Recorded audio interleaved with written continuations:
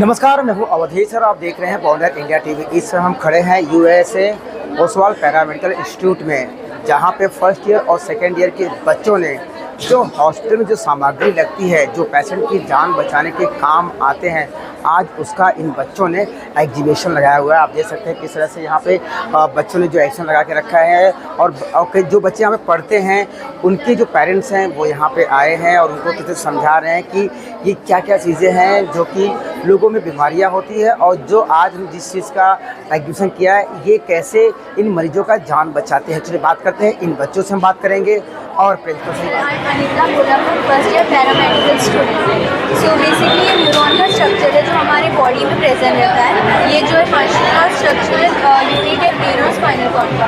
Suppose अगर हमारा हाथ चल गया या किसी ने पिच किया तो हम बेसिकली अपना हाथ पीछे लेंगे, ठीक है। हमें सेंसेशन फील हुआ कि हाँ अभी हमें ये करना चाहिए, तो बेसिकली ये न्यूरॉन कराता है, जो बेसिकली 3 पार्ट्स में डिवाइड है। फर्स्ट जो है सेल बॉडी, जो सेल की एक्टिविटीज़ को कंट्रोल करता है। सेकेंड जो है डेंड्राइट्स, जो केमिकल सिग्नल को इलेक्ट्रिक सिग्नल में कन्वर्ट करके सेल बॉडी में ट्रांसमिट करेगा। और एक्सॉन जो मैसेज सेल बॉडी से पास अवे करेगा। ये जो है हमारी बॉडी की लॉन्गेस्ट सेल है और हमारे बॉडी के मूवमेंट्स में हेल्प होगा। हम पैरामेडिकल के सेकेंड ईयर है। ये ऑटोक्लेव है जो हेल्थ केयर इंडस्ट्री में यूज़ होता है। स्टरलाइजेशन डिसइंफेक्ट करना चीज़ों को, जो सर्जिकल इंस्ट्रूमेंट होते हैं वो सारे। ये अंडर स्टीम प्रेशर काम करता है।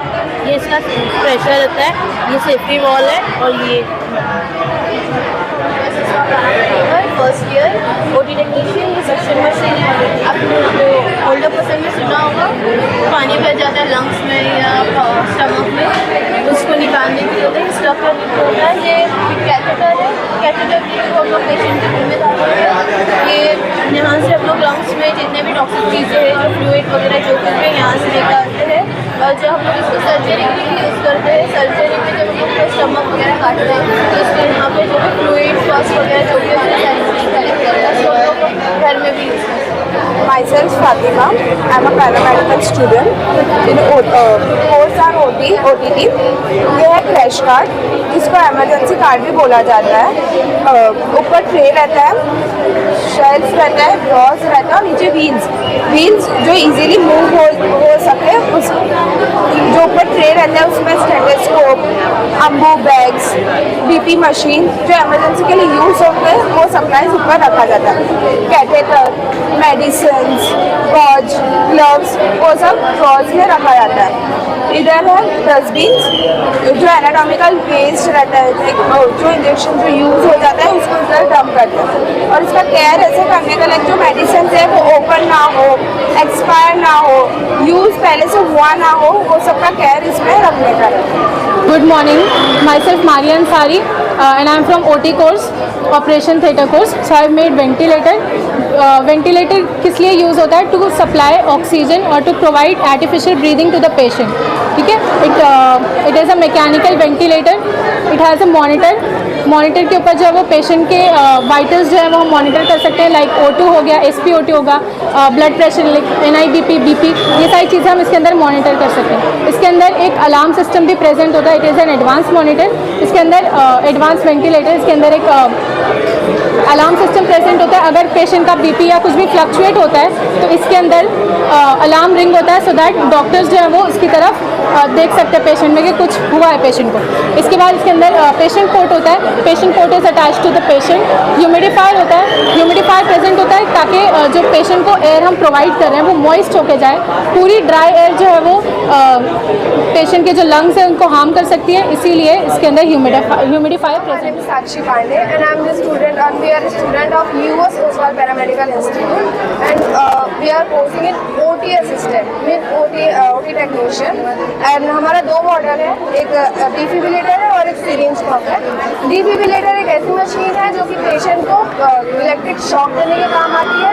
आप बहुत टीवी सीरियल्स में देखा हो कि पेशेंट को इलेक्ट्रिक शॉक देते हैं, लेकिन ये हर जगह अवेलेबल नहीं होता है क्योंकि इसको मॉनिटर करने के लिए डॉक्टर्स की ज़रूरत होती है, तो डॉक्टर्स हर जगह अवेलेबल नहीं होते हैं।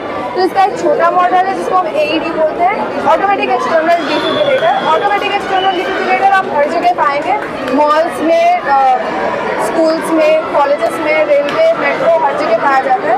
क्योंकि किसी को भी कभी भी कार्डियक अरेस्ट आ सकता है। कार्डियक अरेस्ट बोल के नहीं आता, कार्डियक अरेस्ट मतलब हार्ट की बीमारी है, किसी को हार्ट अटैक आ गया, उसका पल्स रेट बंद हो गया, उसका हार्ट बीट बंद हो गई है, तो नॉर्मल पीपल अगर चेक करेंगे तो वो यही बोलेंगे कि पेशेंट डेड है। लेकिन अगर जिसको CPR आता है, CPR एक ऐसा टेक्निक है जिससे हम पेशेंट की लाइफ थोड़ी सी ज़्यादा बचा सकते हैं। क्योंकि CPR देना बहुत नॉर्मल है, सबको आना चाहिए। CPR अगर दे रहे हैं, CPR देते देते एम्बुलेंस आ जाएगी, एम्बुलेंस में और हॉस्पिटल्स में ये सब बहुत अवेलेबल होता है। यहाँ पे मॉनिटर लगे हुए हैं जो कि हार्ट रेट हम बताते हैं, और यहाँ पे पल्स बताते हैं, और यहाँ पे कंट्रोलर्स हैं जो कि कंट्रोल करते हैं। यहाँ पे हमें बहुत ही हाई वोल्टेज का शॉक लेना पड़ता है, यहाँ से कंट्रोल करके हम हाई वोल्टेज ज़्यादा वोल्टेज लो भी कर सकते हैं। Myself Syed Khaliqunnisa. We are the student of US Oswald Paramedical Institute. So my model is syringe pump.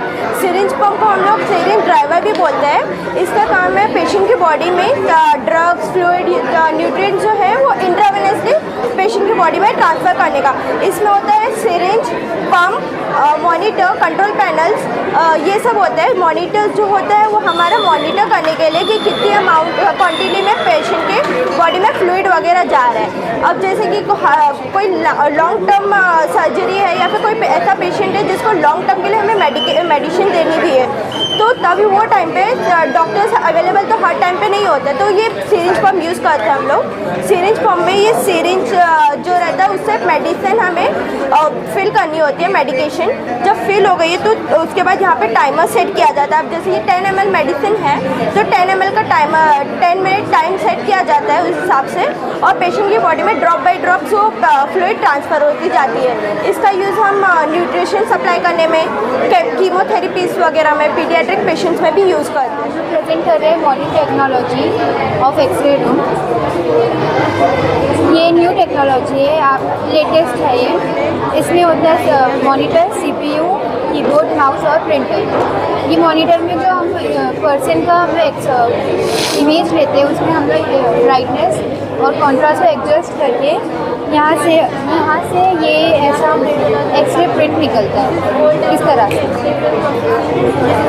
ये लेस एक्सपेंसिव होता है और कॉस्ट सेविंग होता है और ये इको फ्रेंडली। सर ये old type of technology room है, इसको डार्क रूम बोलते हैं, जिसमें हमारे पास वेट एरिया रहता है और ड्राई एरिया रहता है। ड्राई एरिया में हमारे पास ये कैसेट होल्डर रहता है और रूम का टेम्परेचर मेजरमेंट करने के लिए थर्मामीटर रहता है, स्टॉप वॉच रहता है टाइम एक्सरे होल्ड करने के लिए। और ये है हमारे पास ये चेम्बर्स जिसमें हम एक्सरे फिल्म डाल के सारे केमिकल्स में मेन रिज़ल्ट लेके आते हैं। ऑक्सीजन सिलेंडर हम इसीलिए यूज़ करते हैं ताकि पेशेंट की लाइफ बच सके। जो हमने कोविड टाइम में देखा था हॉस्पिटल्स में, ऑक्सीजन के अलावा भी बहुत सारे गैस होते हैं, हम उन्हें कैसे पहचान सकते हैं उसके लिए कलर कोडिंग रहता है। जो हमारा ऑक्सीजन सिलेंडर रहता है वो ब्लैक कलर का रहता है, उसका जो बॉडी रहता है वो ब्लैक कलर का रहता है और जो उसका हेड रहता है वो वाइट कलर का रहता है। हम इससे पहचान सकते हैं कि ये हमारा ऑक्सीजन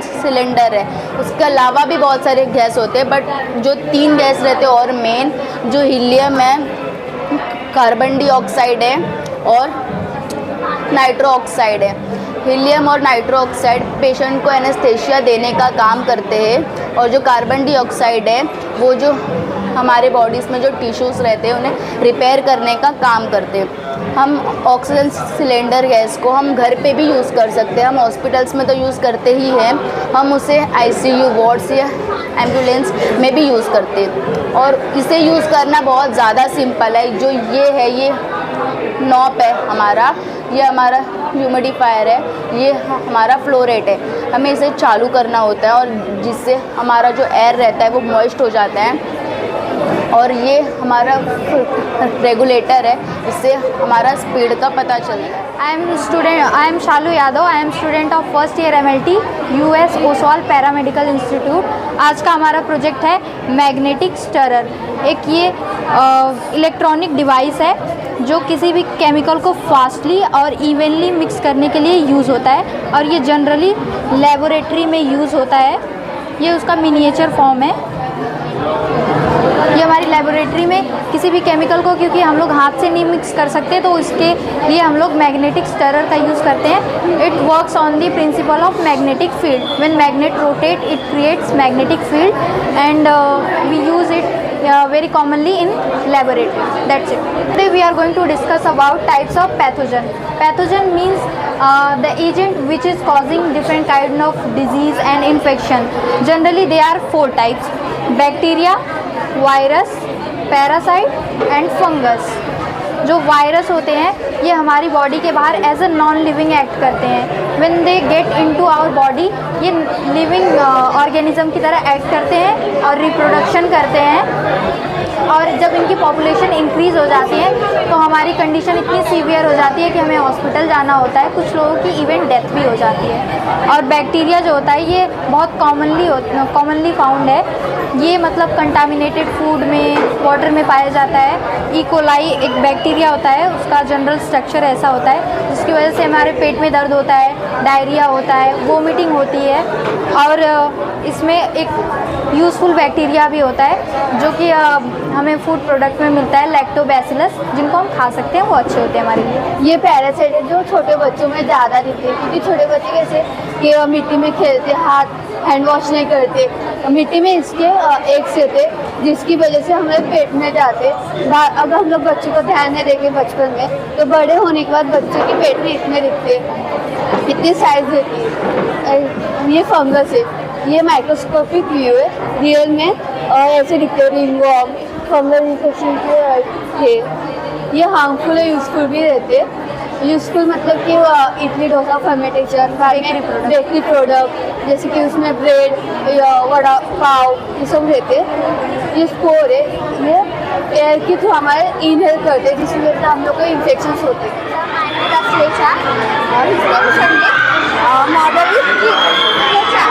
क्या होती है हमें पता नहीं, ऊपर में दिखने में ऐसा लगता है बट उसके अंदर बहुत लेयर होता है। मेन 3 लेयर होता है, एपिडर्मिस, डर्मिस और हाइपोडर्मिस। एपिडर्मिस में फायर आती है, एक फायर आती है, उसमें भी एक मेलानोसाइट होती है, वो हमारे त्वचा को फरक देने का काम होता है इसका। और थर्ड मिडल पार्ट डर्मिस, उसमें भी हेड होकर यहाँ से आती है। फिर स्वीट गैस हमें पसीना होता है, खुशबू होता है, ये यहाँ से निकलता है।